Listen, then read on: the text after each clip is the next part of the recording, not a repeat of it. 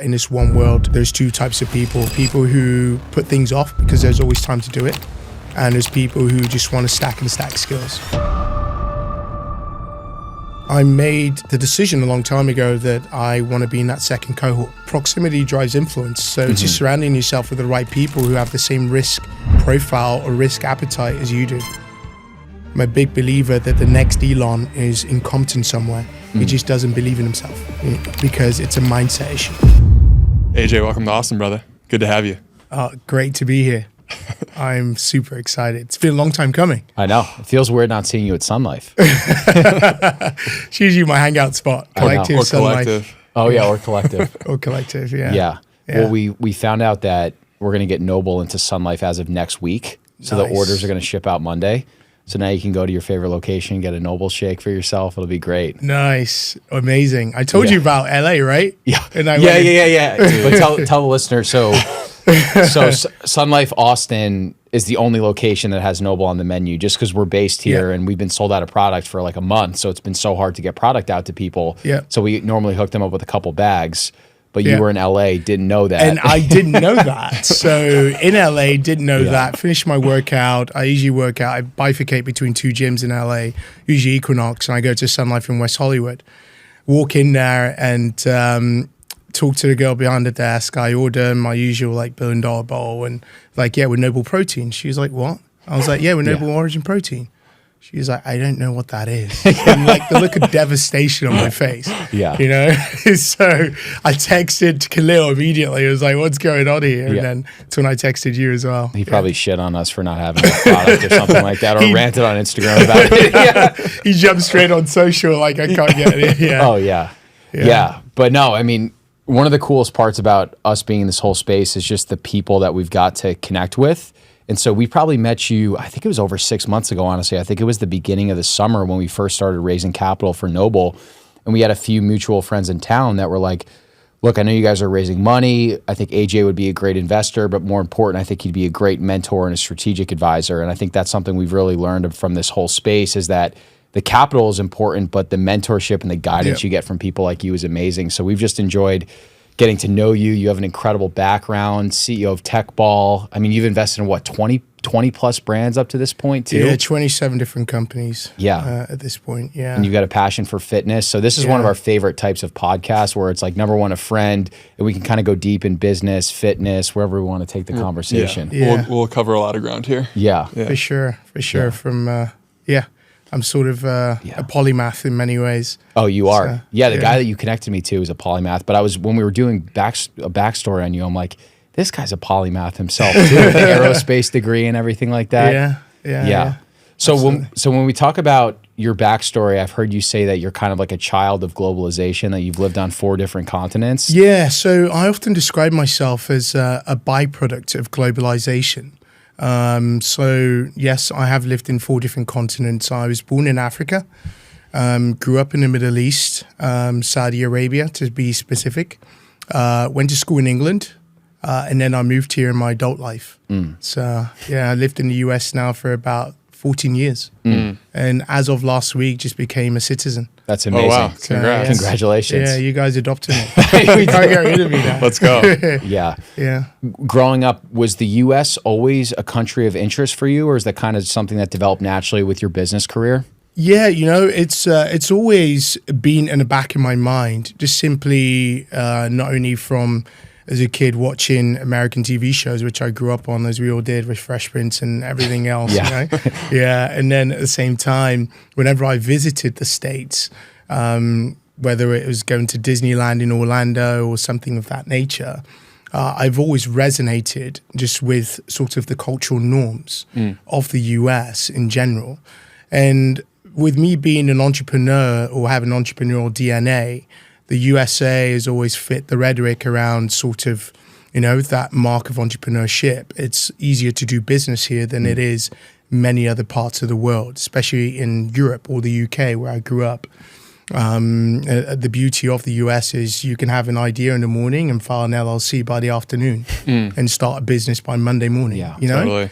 that's the beauty of it in its essence. And so the UK in many respects has a lot of upside, but doesn't afford that luxury. And so for me and what I wanted to do in my career trajectory, the US was a natural path and synergy. So cool. There's always two sides to every coin. And I imagine having grown up on or lived in 4 different continents, there's a lot of positive things in your adult life where you can contextualize culture in a really interesting and unique way. But then there's also probably like growing up this other side where it's like, I don't know, like, am I a part of this culture? Or am I not? So like, did you deal with any of that as you were growing up? You know, it's one of those things. It's a superpower in many ways because it's allowed me to be malleable. I can walk in any room and I can almost decipher how I will sort of not only fit in that room, but what the topic of conversation is.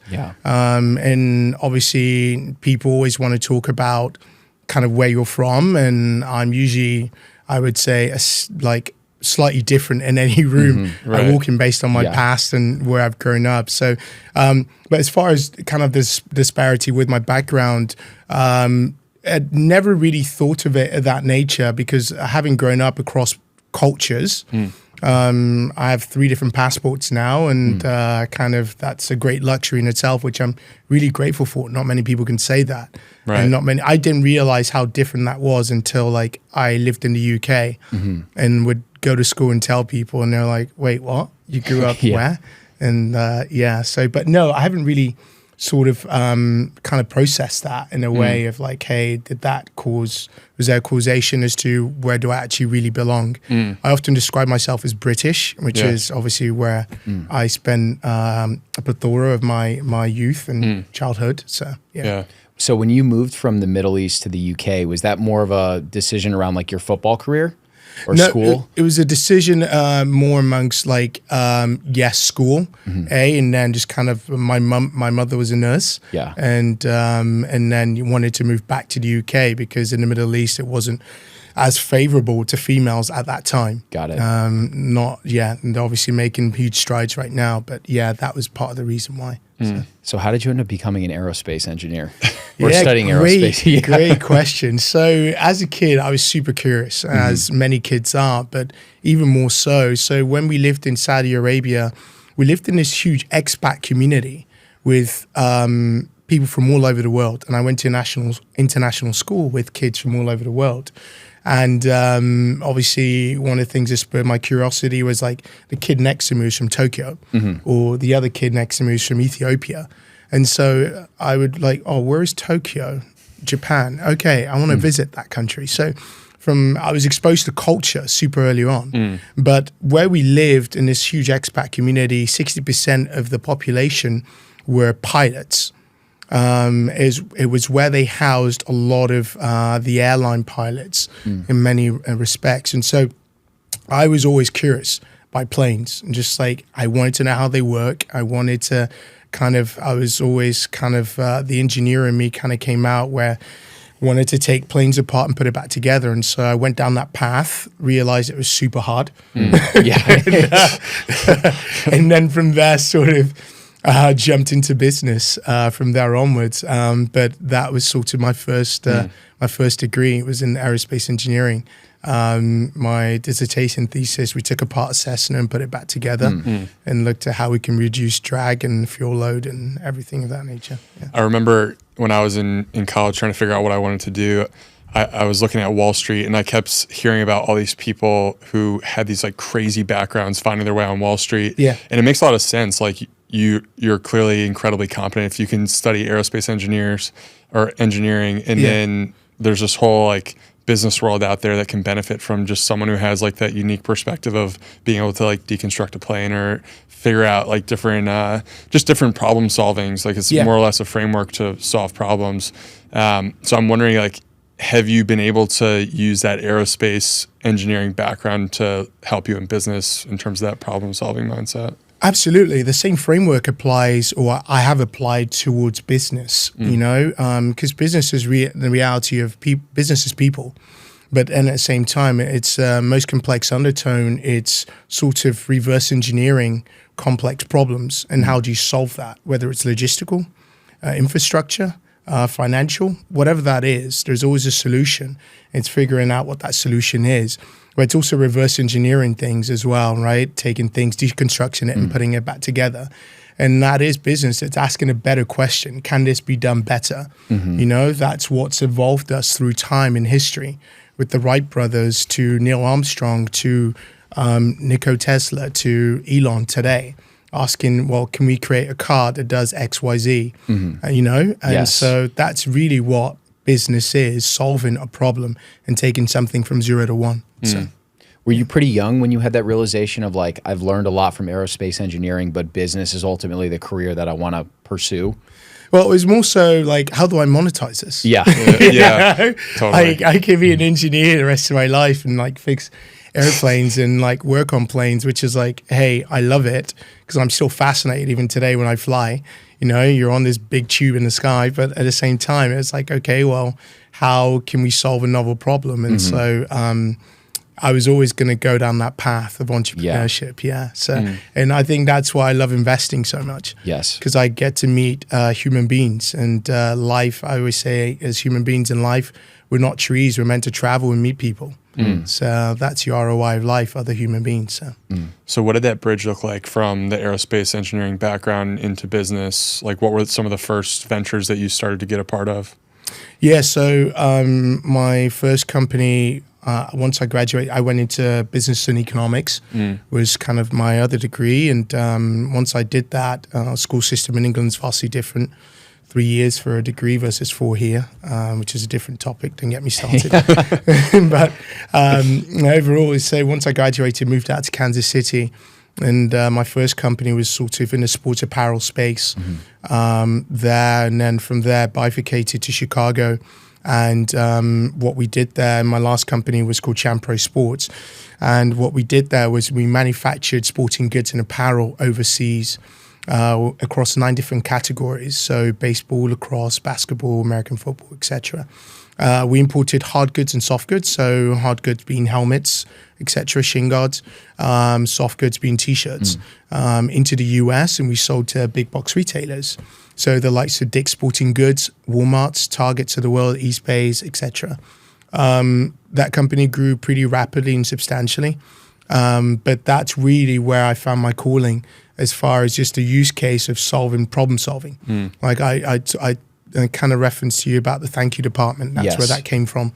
And then at scale, building a B2C platform and division with that company. We had 209 employees and kind of scaled pretty rapidly there, so. Yeah, well, I don't even think you know this, but No. I don't think Harry knows about the thank you department, because I've just been running with it. But if you could tell him and the audience about this idea that you had, because it's such a good concept, and I've been doing it for the last 2 weeks, and it's been amazing with customers. Yeah, sure. So my last organization in that sports space as well, obviously, we were B2B. 60% of our business was B2B. We were doing about $46 million in revenue, and we launched a new B2C platform. But at the same time, one of the ways we did that was selling to not only big box retailers, but also underneath that was your parks and recreations, YMCAs, et cetera, and all the above. And what I did, we had a customer service team of 23 people. I took 3 of them and created what's called a thank you department. And essentially what we would do in that those 3 individuals, they would call different organizations who had bought from us or acquired from us and say thank you. That was simply it. And literally you'd pick up the phone and call them and have a conversation and say, hey, thank you for being a great customer, and thank you for buying from us. And is there anything, are you satisfied? Is there anything we can do for you? And the proxy to that was referrals, because they were like, wow, you're calling me just to say thanks. I'm like, yeah, I love your product. Thank you. No, thank you. You solved a problem. You're right. Referrals. And B, at the same time, was obviously a customer base that was like highly satisfied. So it was, if you think about it, customer service is defense, right? And thank you was offense. And so that was what we created there. And we scaled that pretty rapidly and allowed us to go to $78 million in rev when the company was acquired in 2019. Wow. That's such a unique way to stand out too. Like the extra 1% effort, it's not 1%, but like it is that little degree change that you put into it. And most other people just aren't doing that.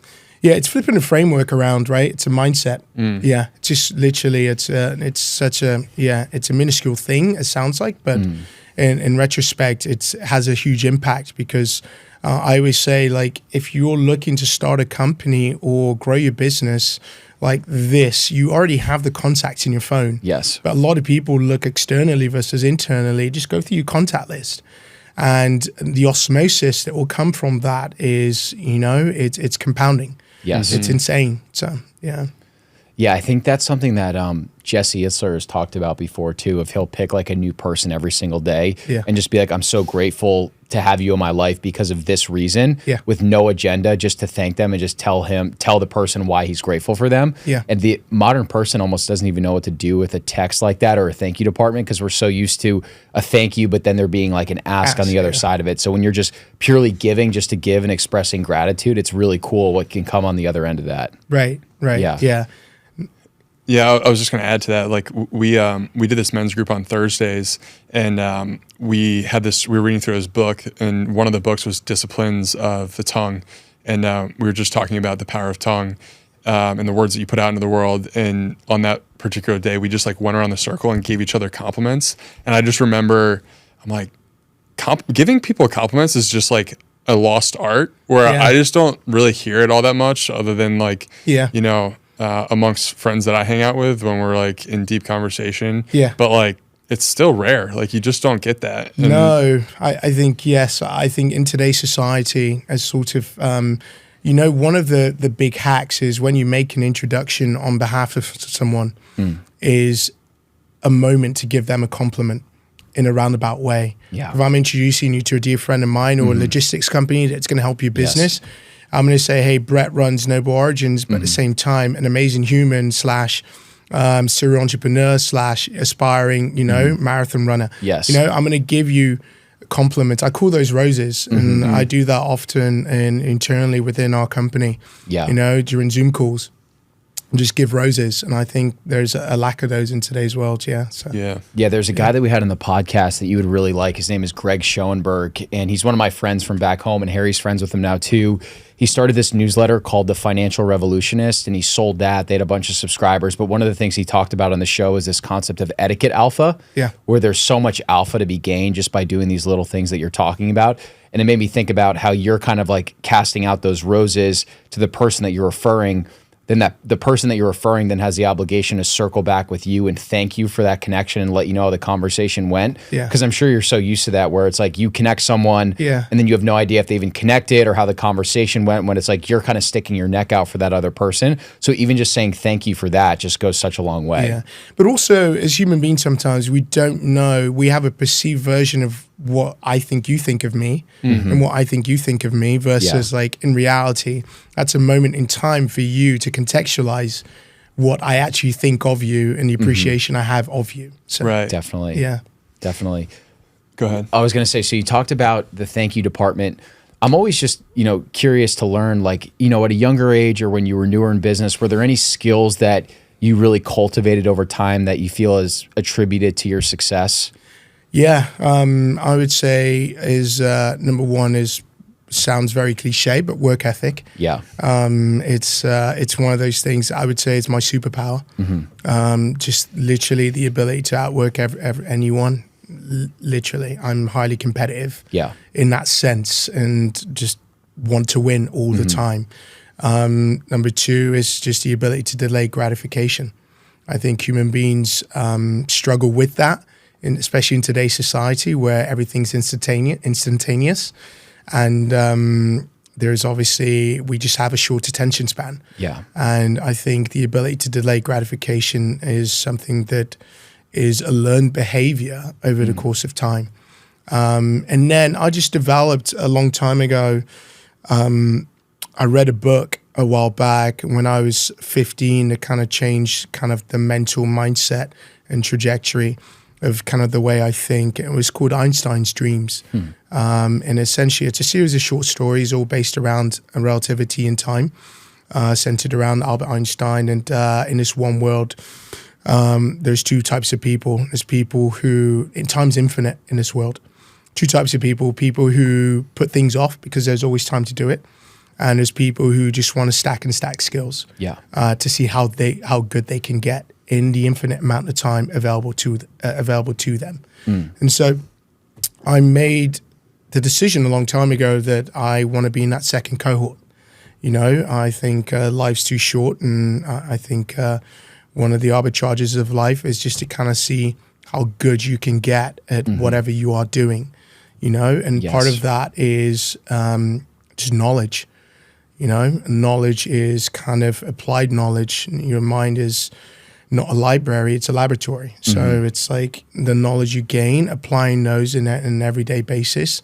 And then just developing my other hacks, I should say, is developing acronyms for different things, moments in time. We all feel the same thing. Like, I feel fear. I'm not superhuman. I feel failure, you know? Yes. We all feel it. But if you can find ways and your ability to self-soothe, right? Find ways of overcoming that quicker.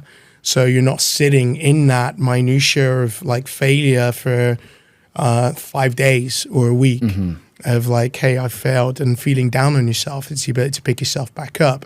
Like, if I fail, I may only dwell on it for like a day and then move on. Yeah. So it's my ability to self-soothe. And part of that is like the acronym fear. So which is basically, and then there's fail. So failure always interrupts legacy, which is an acronym that like, and then fear finally exiting average reality. And so just applying those whenever at moments in time and I feel something like moving to a new city or anything of that nature. And then the last part is everything in life is a two-way door. A lot of things are two-way doors in life that we think are one-way doors. Moving to a new city is a two-way door. If you fail, you can always move back, you know, to a different city. Yeah. If you start a company and you fail, you can always go back or find something different to do. Yes. Someone will always employ you as long as you're not a retard. Yeah. So, sorry, but I'm just saying that. It's true. And so, like, you know, and that's what I mean. I think as human beings, we're so scared. And if you can see it as finally exiting average reality, and then see it as a two-way door that like, hey, if you go through that door, you can always come back out the other side. There's always something to go back to. I think applying that mindset is powerful. I love what you're doing with these acronyms, like finally exiting average reality. You're basically saying I'm supposed to be feeling this way because I'm doing something different. Yeah.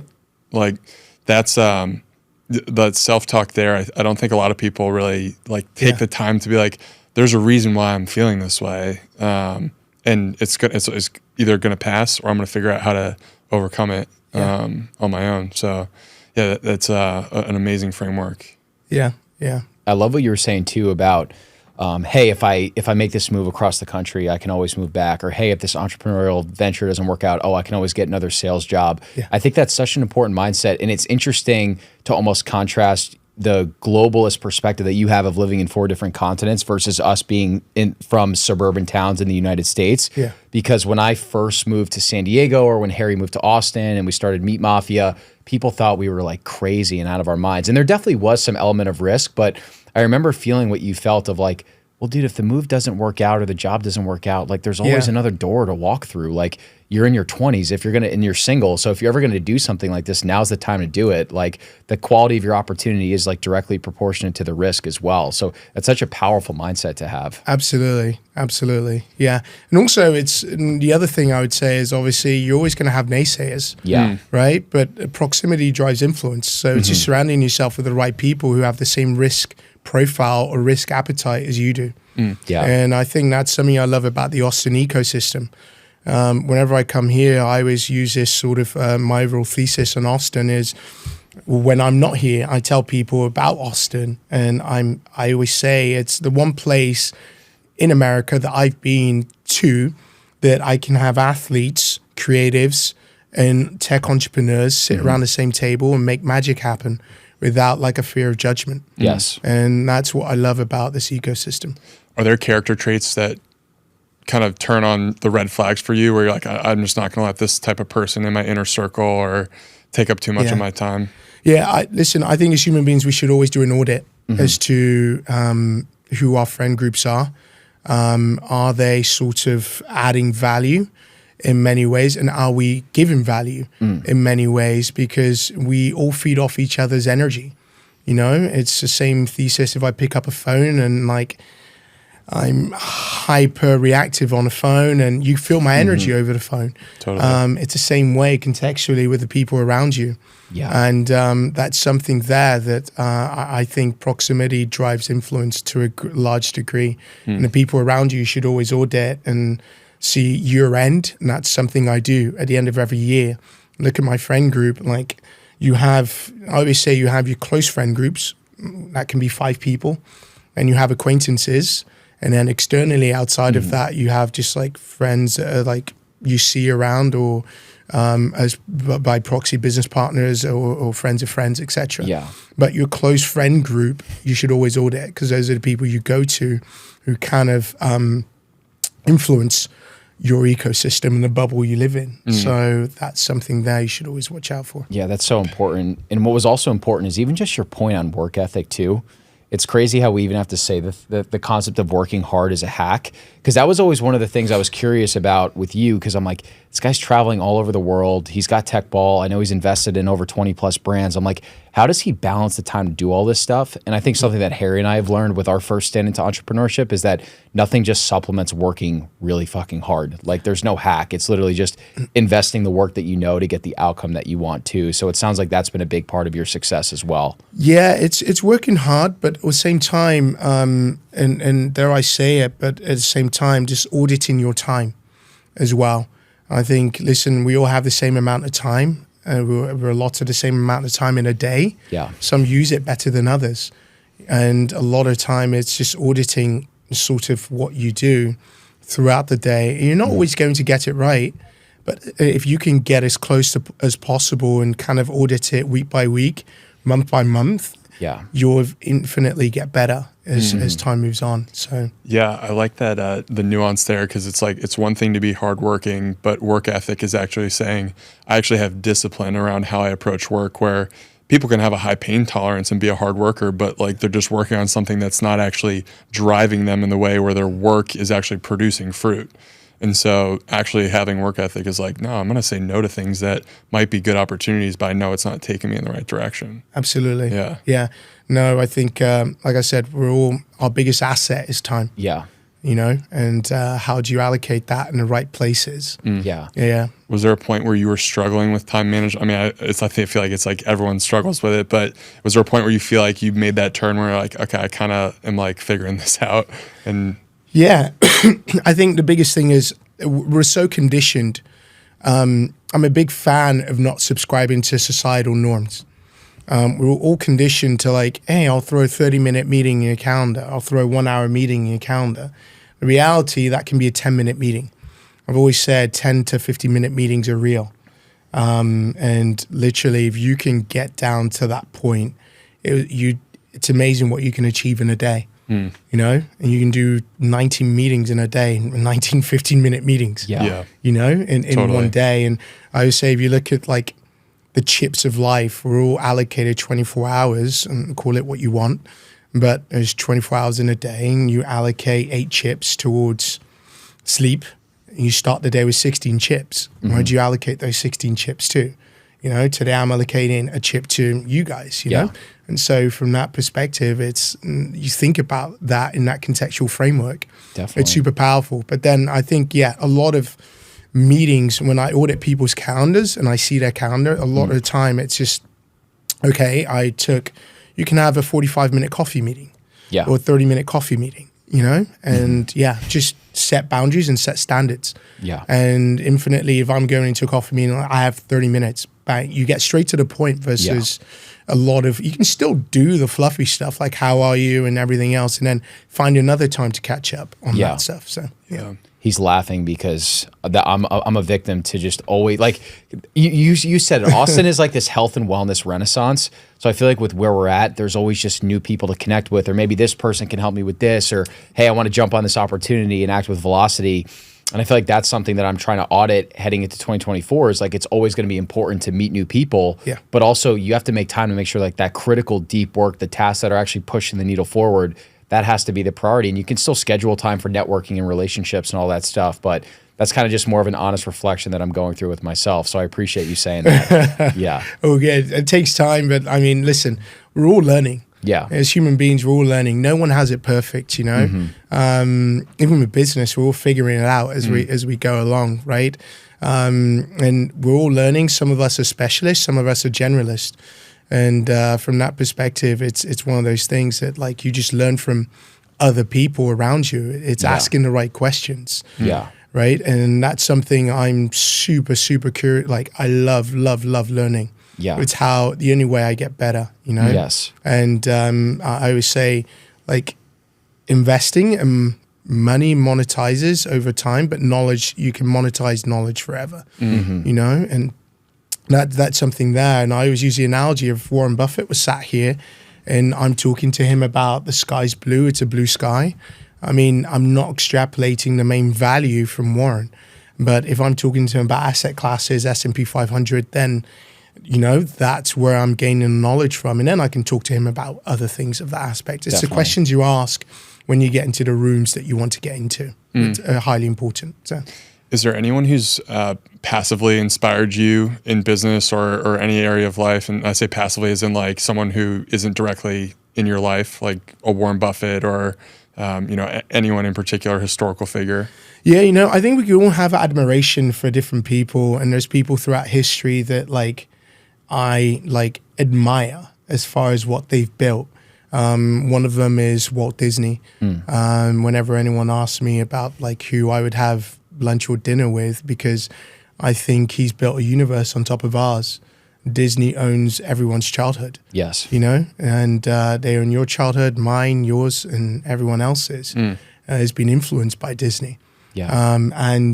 It's really interesting. I want to know how that's been built, and I'd love to kind of just pick his brains on just kind of the authenticity of where the genesis of it to where it's at right now, and just his thoughts on it. But overall, nostalgia is what they've won on, and nostalgia always wins. And so, yeah, it's amazing to think that this whole universe that is Disney was at one point just a thought in his head that he had that he literally created and turned into reality. Yeah, it's really cool. Absolutely. One of the things that I wanted to ask you is just kind of with all the investments that you've made, all the founders that you know, I would love to understand more just kind of what you're looking for with some of these either companies or founders that you choose to put capital towards. And the reason why I'm saying that is I remember when we first met, you asked amazing questions about the business. And I don't know if this is right or wrong, but I got more of a sense that you were really trying to vet Harry and I as just like founders and if you liked our energy and liked us as people. So I don't know if that was true or not, but that was just kind of the sense that I got. So I'm just curious to like learn a little bit more about when you choose to make a bet on the jockey, like what are those characteristics or just traits that you're looking for? Yeah, I think with any company I look to investing, from a due diligence point of view, typically the human is who I bet on. And then, I mean, I think human beings are underrated in many ways. If you can tap into the extra layer from a mindset perspective, it's super powerful. And let me explain what I mean by that. Essentially, I look at the human first and then whatever the product is, because I've seen companies win just on sheer tenacity of the founder kind of dragging that company through, you know? It's one of those things, but I always say as human beings, we're either driven or dragged, right? And I try and find out whether that founder is driven or they're dragged. And there's a couple of ways to find that out. Typically, it's their origin story, what that looks like, and what their why is, obviously is Simon Sinek. But at the same time, on top of that is like, why are they doing it? And what problem are they solving? And then them, the human, do they have the appetite and the ability to like the risk appetite and at the same time, the sort of not delayed gratification, but the extinction curve to get to where they're going, right? If they knock on a door once and no one answers, how many more times do they knock on that door before they walk away? That's your extinction curve. And so from that perspective, it's understanding that. Do they have a high enough extinction curve? What product are they building? Is it applicable to the marketplace? Are they solving a problem that the end user hasn't realized yet? And then see at the same time their appetite for risk as well. And then the most important thing, I mean, if they have a spouse or whoever else, I try and meet that significant other because that's the person you spend the most time with. Yes. And I think that's really, really important. So I try and grab dinner with them and their spouse and try and learn more about them and kind of where they grew up. I think the ages between 6 and 12 years old, your formative years, are really, really important. And like, yeah, your why was obviously you had... it was authentic. You had a gut issue that was solved, and you were like, the rest of the world needs to know about this. How do I hyperbolize this? And so that was one reason. And then number two, are they thinking big enough? I think as human beings, sometimes we're sort of caught in this paradigm of, I wouldn't call it mediocrity, but mediocrity certainly has been institutionalized, but at the same time of small-mindedness, you know, and can we think big enough? It's like, all right, I think I can do $5 million in rev this year. Well, how can we do 15 or 20 or even 30 for that matter? And what would it take? And that's where the engineer in me comes in. And it's like, all right, what would it take? And I like to ask that question. And like, how could we 5x it? Based on it's the old Peter Thiel question. How do you take your 10-year plan and make it happen in 6 months? You know, and so what would it take to get to $20 million in rev this year? Instead of 5. All right. Well, this would need to happen. I would need to set up a bigger logistical operation. I would need to raise more capital so I can employ more human beings, and then at the same time. Would need to get a higher, obviously, MOQ from obviously my external team, etc. And I have a warehouse, have my logistics in place, and 3PL, set up a 3PL on the East Coast and in the Midwest and in the West, you know, things of that nature. And then at the same time, how do we start like pushing from a marketing perspective? We need to increase our marketing spend. We need to have this amount of people. I'm a big believer, just numbers don't lie. Getting it down to binaries, that bite-size numbers that you can kind of see it and see the attribution of growth over the course of time. And so if that answer is compelling enough, which for both of you, obviously it was. So then that we're halfway there. And then after that, it's a product. Right? Does it actually taste good? And what is the iteration over the course of time and kind of the map? How they deploying a scholastic approach and collecting academia so they can iterate and kind of scale. So Is there any solution for small-mindedness?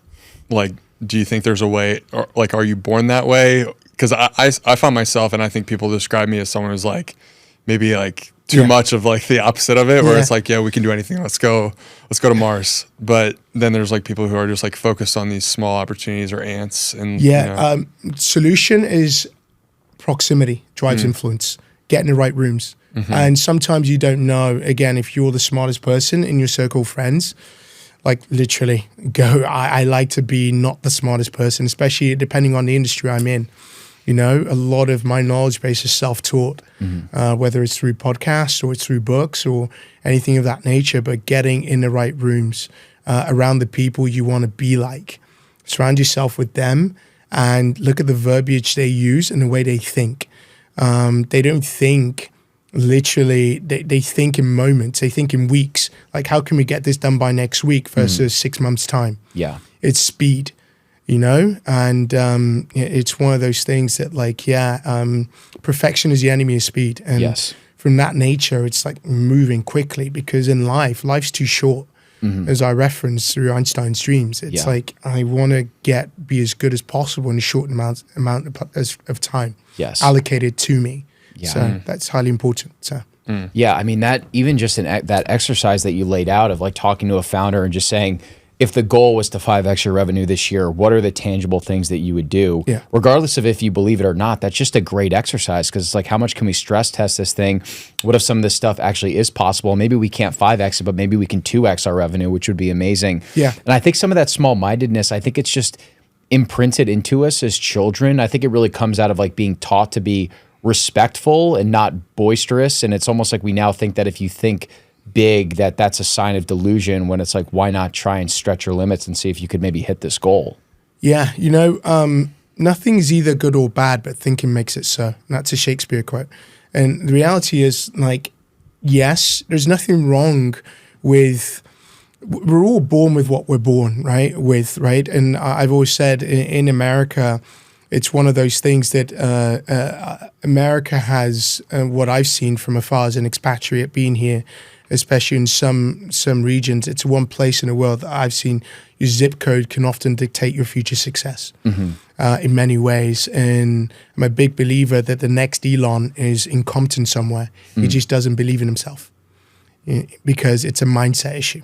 It's not that he can't achieve it. It's just because it's a mindset issue based on the surroundedness and where he's been grown up. And so it's really, again, exposure. And part of the frame of reference that I've adopted is just through travel. It's through travel and exposing myself to other human beings and cultures and being in different rooms and asking the right questions. As I referenced earlier, it's one thing being in the right room, is another thing asking the right question. Yes. I can go to the best conferences in the world and the best learning and mind gurus, but if I don't ask the right question, that I don't unlock the true value, as to how to get to the next layer. And then the other thing is just an insatiable appetite to like execute. I think mindset and reading books and listening to podcasts are all fantastic. But again, my first point here was your mind is a laboratory, not a library. You have to apply that knowledge, and so it's applying that knowledge and then seeing the outcome, iterate, go again, iterate, go again. That iteration is failure. And then going again, picking up and going again, self-soothing, going again. Yes. And that's really, over the course of time, how you achieve extraordinary things. So, I can't help but think about athletics in this context, where it really teaches you how to transform your thinking around failure, but also how to actually get to a goal. And so much of what I've experienced in the business world, I try to contextualize through just the physical tests that I've put myself through. Like Brett and I started everything that we're doing right now by doing an Ironman together. And that whole experience, it's like you learn so much about your limits by doing something that you didn't think that you could possibly do beforehand. And so, I really think like physical transformation or pushing yourself in that way is something that anyone who's getting into business, like it's such a amazing tool and lever to be able to have in your back pocket. Have you been able to frame it in a similar way? Yes, I'm glad you went there. I'm a big believer you have to do something hard every year, whether it's every year, every week, every month. But for most people, based on, I think you should have like an ultimate pinnacle of something hard, whether that's an Ironman, as you referenced, a marathon, or a half marathon. Some people, it's a 10K, but something that's outside of your norm that you didn't think you could do from a physical aspect standpoint, because you have to punish the body so it's obedient to the mind, and in many ways. And I forget who said that, and that's a famous quote. So not me. I want to attribute that to someone else. But that's a great quote. No, from that perspective, I think sports and business are kissing cousins in many ways, and it's a lot of the nuances from sports are applicable towards business, and it's less Einstein, it's more Forrest Gump, because it's literally just that competitive edge of wanting to win, and then just learning from those around you, encouraging those, which is like if you're a leader on a sports team or whether you're on a sports team, it's camaraderie, which is teamwork and team effort. But business in its most contextual undertone or subtle undertone is literally sports, which you can play forever. And so that's what I love about it. You know, it's literally like, it's a competitive sport that you can play forever. But yes, there is a direct correlation there, definitely. And you should always do something hard. And my workouts, I love, because in moments in time when I have to do that 16th, 17th Zoom call of the day or whatever that is, and I don't want to do it. I'll be honest with you. I'm a human being. Right. But I think back to like, I don't know, the 75th, the burpee I had to do that morning, you know, and how I felt like anything's better in this moment in time. Just sitting on my couch and doing a Zoom call is better than doing this burpee. And if you can put your mind and kind of correlate both, again, that's something that it's super powerful. Did you ever read Relentless by Tim Grover? I haven't read it, but I've listened to Tim in many podcasts. I haven't read the book. The book itself is great, but what you're saying reminds me of when he says, it's like you crave the end result so much that the work is just irrelevant. So it's like you've got that morning workout in and you're just building up that discipline and that tolerance to doing hard things. So it's like, of course I don't want to go on the 17th Zoom call of the day, but I've just conditioned myself to understand that if I want to get this outcome, these are just the things that I have to do and there's no proxy for that. Absolutely. So it's something I think about a lot. And I'm also interested how I've actually talked to a lot of athletes that are our age that were high-level athletes and they struggle to find that competitiveness in business, which I think is interesting because I think both of us have felt it. Maybe not as much when we were working corporate jobs, but definitely when it's like do or die in an entrepreneurial setting. But I'm interested how some people just can't really flip the switch and transition that over. I'm not really sure where that comes from. It depends on the industry as well. True. Right? If you're an athlete and you went into like, that's why athletes typically do really, really well in like the pharmaceutical industry, because that's just competitive. Anything, like anytime you can have a leaderboard in a company and you have athletes around you, gosh, you know, like, having a leaderboard and just like a healthy leaderboard, you know, like, hey, this is where you finished. You know, and that's something that you'll often find. I also think that we forget that there's two types of athletes. There's the athlete who goes and kicks a soccer ball around and teaches himself a new trick or teaches himself how to put extra spin on a ball and make it do something different. And then there's the athlete who needs to be taught that. And I do think that creates two different types of workers. And, you know, when someone shows up to a job, it's like they're athletes who you just tell them what to do and they're good at doing it, but they're not the type of person who can just go and be entrepreneurial on their own. Like you can't just be the one who's going to be like, I'm going to teach myself how to do this stuff and just go. And not everyone's meant to be an entrepreneur. You know, the number 3 and 4 of Facebook made just as well when Zucks went public. You know, so and he doesn't have the name. Some people are just meant to be CTOs and COOs and kind of support the CEO. And the sooner you realize that, what your superpower is, and being just kind of realistic as to what your goals are and knowing yourself, self-awareness, highly important. And one of the quickest way to figure that out is just literally your friends around you, asking them like, what do you feel my superpower is? So we all have a romantic point of view. It's a narrative versus a reality of what we think our superpower is. But like others around you, like, hey, by the way, I love when you do XYZ, you know, you're a great salesperson or like you're great at articulating X. So you may be front facing versus back facing. So I think it's self-awareness, and one of the quickest ways to realize that is just have an authentic conversation with, whether it's your aunt, uncle, grandma, and your friends, your close friends around you who can give you like the truth. So.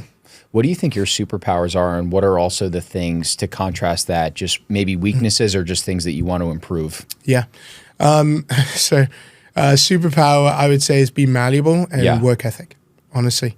2 things. And then the ability to process raw data pretty quickly. I think like taking things I've read, podcasts, taking notes. When I listen to a podcast, if I'm running, podcasts are kind of like my escapism. I run, I listen to like, I can literally switch off and my mind goes in a different place. But then if I hear something really profound, I take notes and then like how I can apply it to like real life that day, that same day. And how quickly I can do that. I get excited by that. And so over time, that just compounds. And so I would say that's probably, you know, that's a superpower in many ways. malleability, work ethic, and then the ability to process raw data and apply it. So. And things that you feel like you need to work on. Is there, like, one of the things I was going to say this, and Brett kind of took my question. I'm like, I'm sitting here, you're so polished, like, it's just like, you know, you kind of are this emblem of like someone that we want to be more like, right? Like we have multiple layers to keep going and to get to, but like, what are the things that you're still working on? Yeah, well, listen, and some of the things I'm still working on for myself is I want to keep getting better and better. And for me, it's more so expectations of other people. I want to be a better leader.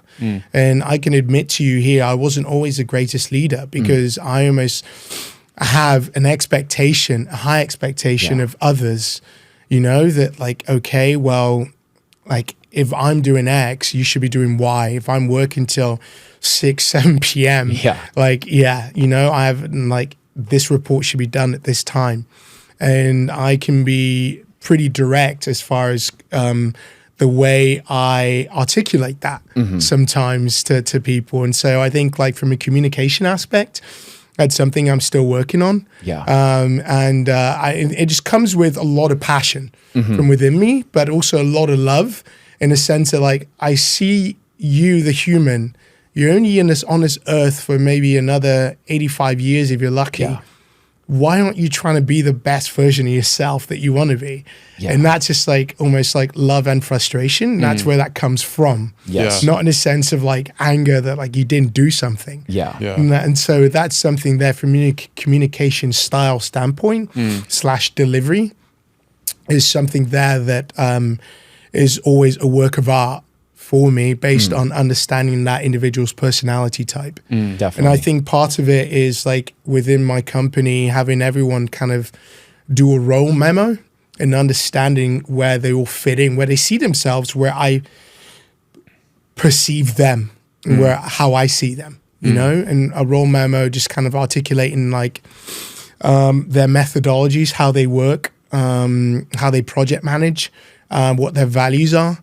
What they see kind of the complexities of everyday working environment is, what their shortcomings are versus what I thought their shortcomings were. And that's really helped a lot. And I would highly recommend that.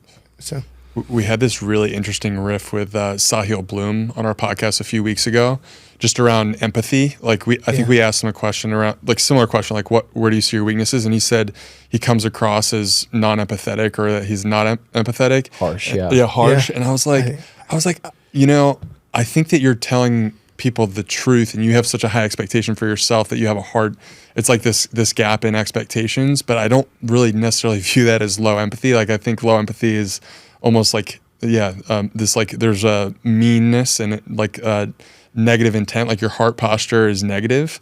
And it sounds like what you're saying is like this leadership skill, you have the empathy, but it's like, how can I like not level down to people who you're leading, but connect with them in a way where it's like, hey, you know, these are the expectations, this is what you need, this is what I need. I just think it's interesting, like that empathy can kind of get like misconstrued. Yeah, you know, as human beings, we're unhappy when our expectations of how life should be going are unmet, you know, and it's one of the things I learned as well is just creating social contracts with my employees or team members based on deliveries and timelines. So let them set the expectation. I'm like, hey, this needs to get done. We all agree it needs to get done. When do you think you can finish it by? The client wants it by February 1st. And when do you think I can take a first look at the draft? So they set the expectation themselves versus you saying, hey, do you think you can have a draft done by this Friday? And they tell you yes because they want to appease you. You ask them and they tell you, therefore you create a social contract with them. And then thereafter, you set other expectations alongside that. So. I like that. Yeah, let them set the date too. And they'll probably overachieve too when they're setting it themselves. But I definitely empathize with what you were saying around the directness, because when you notice someone or an employee that you care about, that's like effectively pissing away their potential. From your internal perspective, you're like, I wish you just understood this mindset that I've been able to develop, because if you had this mindset, I know your life could be so much better, but you can't force that on someone too. Yeah. But it's like you wish that they could grasp it. And I know for me, I think men in particular, I think I would rather have a friend that's harsh and direct that tells me what I need to hear versus the person that just kind of like appeases you or lies to your face because they want to protect your feelings. Like that's not going to help me level up at all. Like the whole reason why I started marathon running is because I had a buddy that told me I looked like shit, and it pissed me off so much. That's why I started running and doing endurance races that led to this crazy chain reaction from one comment. So I don't know. I think we need that as men too. Yeah. Yeah, no, absolutely. I think we need to surround ourselves with kind of just people who tell you the truth. If you can have friends around you that kind of tell you the truth, you'll go much, much further, you know? Yeah. And it doesn't have to be any like a complex quadratic equation. It's just more so like, hey, yeah, a lot of the times that's what I love about British humor, because my buddies in England, like we all get together and it's very blunt, right? It's very dry. And we'll rip into each other, but at the same time, it's the truth. Yeah. They'll tell me about my outfit. Yeah. Like, AJ, you're wearing a Canadian tuxedo. So, like, yeah, I'll laugh at myself and I'll be like, all right, cool. Like, yeah. So it's just like knowing thyself and kind of those you surround yourselves with and having them tell you the truth. So, Definitely. yeah. Do you think there's any like cultural shortcomings in the U.S. that you see? You mentioned like Austin's like very cool and like has this whole ecosystem, but the British sense of humor thing made me think about it's just like it's almost like a superpower of British people where they're able to convey feedback in a way that's like soft, and I feel like the U.S. just like kind of doesn't have that right now. We try to like sugarcoat it, so I'm curious if you have like any observations on U.S. culture in that sense. Yeah, you know, the coasts are very different in America to middle America as well. I feed off the energy in New York when I'm there. I think there's a directness I resonate with. I think like in the competitive environment and edge I resonate with. You would do well there full time. Yeah, yeah, I would. You know, whenever I'm in New York, I'm like, get up and like I'm working out at 6 a.m. There's a guy having coffee in the lobby in a suit at 6 a.m. Like, damn, I need to do better. You know, I'm gonna get up at 4. Yeah, so I like that though. You know, and the coast, California is different. You know, I remember when I first moved to LA and I was trying to set up a coffee meeting, and they were like, "Hey, yeah, for sure, I'll meet you for coffee." And I'm like, "What time?" And I was like 8 a.m. And they looked at me like I had 2 heads. You know, because California's just a lot slower. Yeah. And nothing gets moving there unless you're like in the top percentile, nothing gets moving there until like past 10 a.m. Yeah. So that's something there that like a lot of the time that you have to kind of articulate and process. When you talk about the cultural side, yes, there are several, you know, between the Brits and the US. And I think humor is a big one. I think the directness of like, the Brits as far as just shooting it to you straight is how things are, and I think here we kind of sugarcoat things. You know, we give out 8th place trophies now. Yeah, and that's like a real thing. And we're complaining about society and today and kids being soft, but like it's the boomers and the Gen Xers that kind of created these kids of today's society by over cuddling them. And it's hard because it's sort of this. This inflection point where like you want to give your kids everything that you didn't have by nature. If you look at the anthropology of the human makeup, we want to be happy, we want to be healthy, and we want to be wealthy. And you want to give your kids all of those things from the Maslow hierarchy of needs standpoint. But like it's understanding that like, okay, where's that balance? And not creating zoo animals. That, like to that point, it gets eaten by a lion as soon as they step out the door and they have one failure. And come back home, you know? And so it's that sort of creating that thick skin. How do you do that? And I think that's something there that can only be created by exposure and traveling. And I think from a cultural norm perspective, like I grew up, I mean, one of the things that shocked me when I first moved here to the US, a couple of things.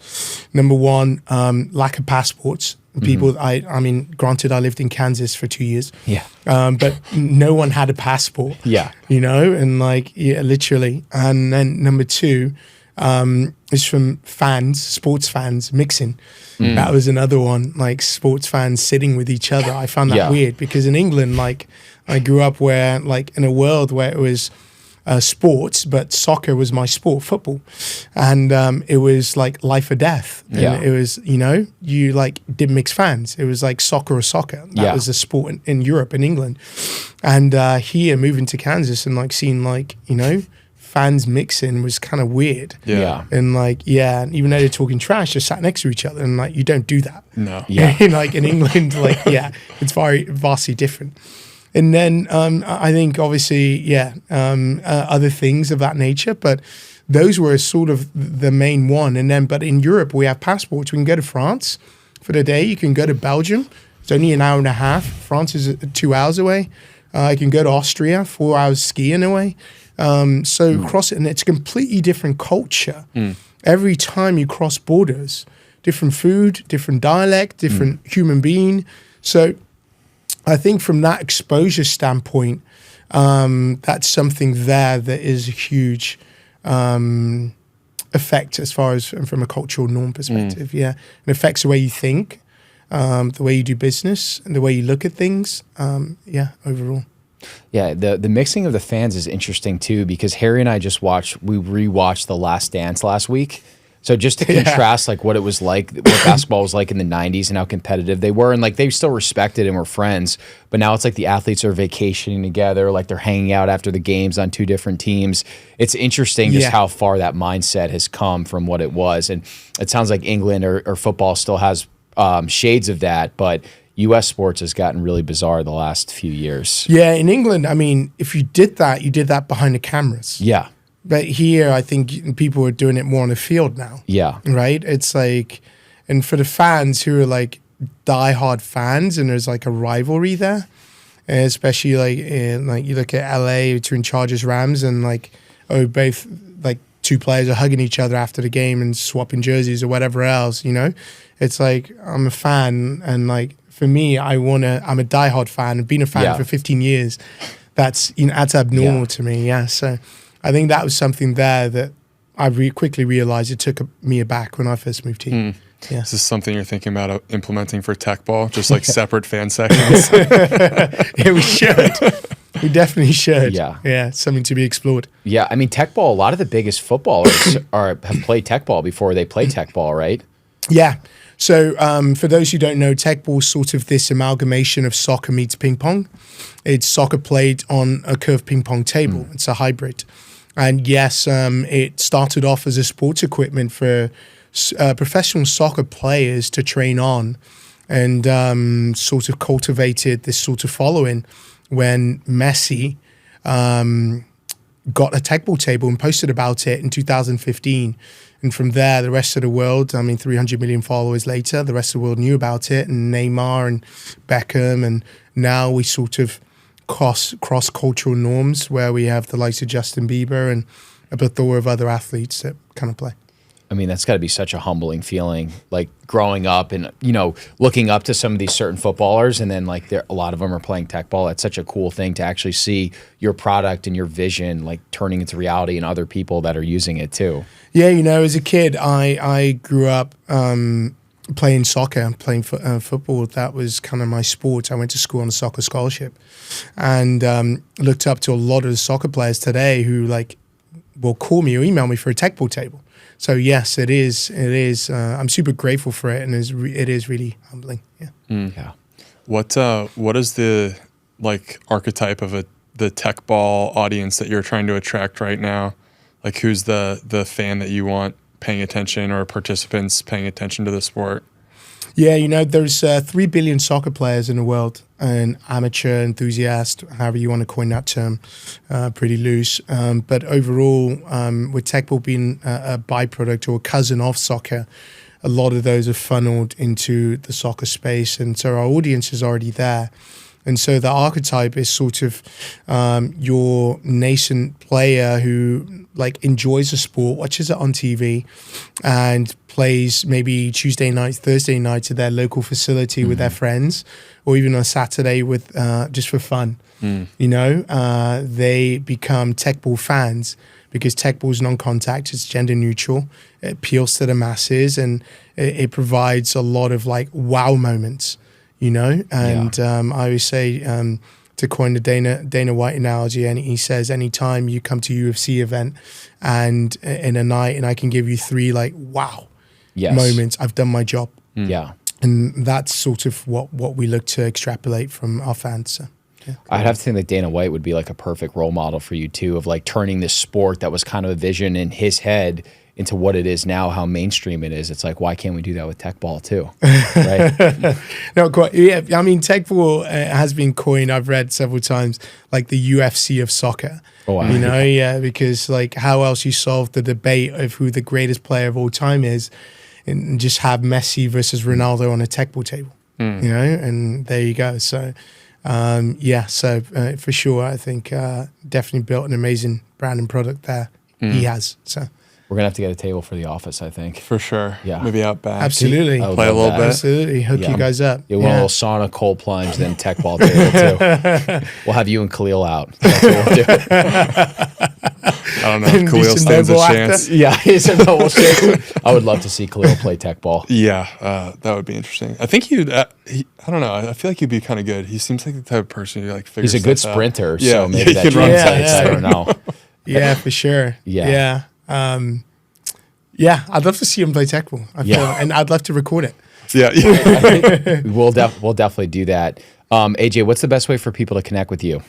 You can connect with me via LinkedIn or social media, the obvious social media channels, Instagram at Ajay Nwosu, LinkedIn at Ajay Nwosu, or I'm on Twitter and everything else out there. Awesome. So, Unreal. Love it. We're appreciative of you giving us one of your 16 chips today, right? The 16 chip analogy. Thank you for giving us an hour. We really appreciate it. For sure. Pleasure's mine. And I'm super grateful to be here. I love what you guys have built. And from my point of view, I think what you've really done, you're just scratching the surface. I think as far as just kind of taking the next leap and continued growth and success to you guys, I'm happy to support you in your endeavors. We appreciate it, man. We're grateful that you're a friend, mentor, everything else. And we'll get your girlfriend some more Noble Protein too, because she's a fan, right? Yeah. Cool, man. Well, thanks so much. Awesome. I appreciate you guys.